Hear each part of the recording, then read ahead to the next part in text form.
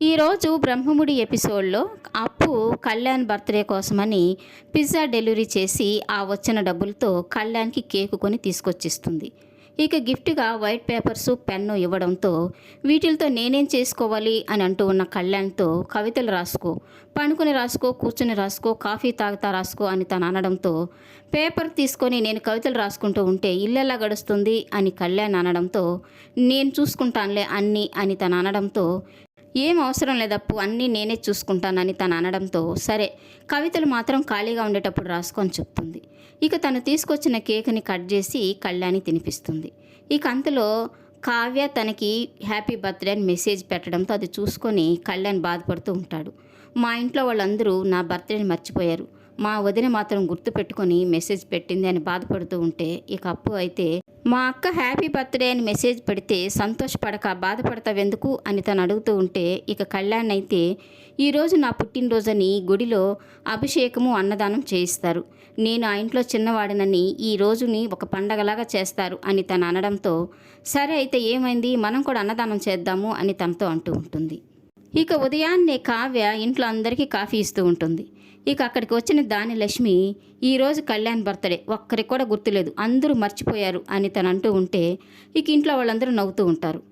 ఇక వాళ్ళ అత్తయ్య అయితే రాజు నిన్ననే కళ్యాణ్ పుట్టినరోజని అభిషేకానికి అన్నదానానికి ఏర్పాట్లు చేసి వచ్చాడు అని చెప్పడంతో ఇక ప్రకాశం కూడా గుర్తులేని నేనే గుర్తుపెట్టుకున్నాను అని తనతో చెప్తూ ఉంటాడు. ఇక రాజు వాళ్ళ నానమ్మ ఏర్పాటన్నీ పూర్తయినాయి కాబట్టి అందరం కలిసి గుడికి వెళ్దామని చెప్తూ ఉంటుంది. ఇక అపర్ణ అయితే నాకు ఆరోగ్యం సరిగా లేదత్తయ్య, నేను ఇంట్లోనే ఉంటాను అని అనడంతో సరే అయితే నేను నీకు తోడుగా ఉంటాను అని చెప్తుంది.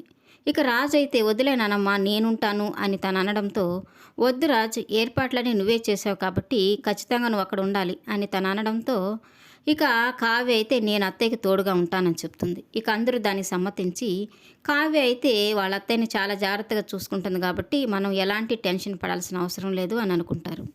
ఇక ఇదంతా విన్న రాహుల్ వాళ్ళ అమ్మని గదిలోకి తీసుకెళ్ళి అందరూ గుడికి వెళ్ళిపోతే అపర్ణ అత్తయ్యకి తోడుగా కావ్య ఉంటుంది కదా, ఈ టైంలో అపర్ణ అత్తయ్యకి ఏదైనా అయితే అది కావ్య మెడకు చుట్టుకుంటుంది అని తను అనడంతో ఇక ఆశ్చర్యపోయిన రుద్రాని ఏమవుతుంది మా వదినికి అని తనని అడుగుతూ ఉంటుంది. ఏమవుతుందా, మీ అపర్ణ వదిన చచ్చిపోతుంది అని రాహుల్ చెప్తూ ఉంటాడు.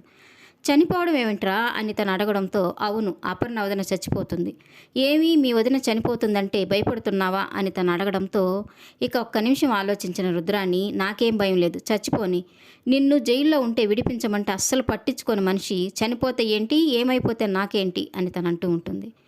ఇక రుద్రాని ఏం చేయబోతున్నావు అని రాహుల్ని అడగడంతో ఇక రాహుల్ ట్యాబ్లెట్లు ఉన్న బాటిల్ని వాళ్ళమ్మ చేతిలో పెట్టి ఇవి అపర్ణ అత్తయ్య వేసుకున్న ట్యాబ్లెట్స్కు బదులుగా ఇవి వేసేలాగా చూస్తే అసలే హార్ట్ ఆపరేషన్ చేసిన అపర్ణ అత్తయ్య ఈ ట్యాబ్లెట్స్ వేసుకుందంటే విపరీతంగా బీపీ పెరిగిపోతుంది, తర్వాత కోమల్లోకి వెళ్ళి చనిపోతుంది అని తను చెప్పడంతో సరే ఈ ట్యాబ్లెట్స్ తను వేసుకునేలాగా చూద్దాం, కానీ ఏదన్నా అయితే దగ్గరే ఉండి చూసుకోవడానికి కావ్య ఉంది కదా ఏం చేద్దాము అని తను అనడంతో ఇక కావ్య ఆ సమయానికి అక్కడ లేకుండా ఉండేటట్టుగా నేను ప్లాన్ వేశానని చెప్తాడు.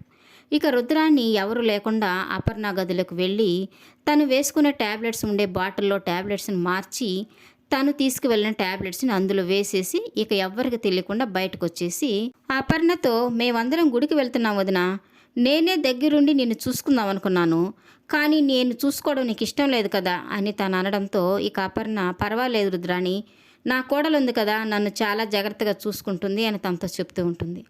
ఇక రాజు కూడా కావ్యకి చాలా జాగ్రత్తలు చెప్తూ ఉంటాడు, టయానికి ట్యాబ్లెట్స్ వేయాలని గంటకు వేయాలని చెప్తూ ఉంటాడు.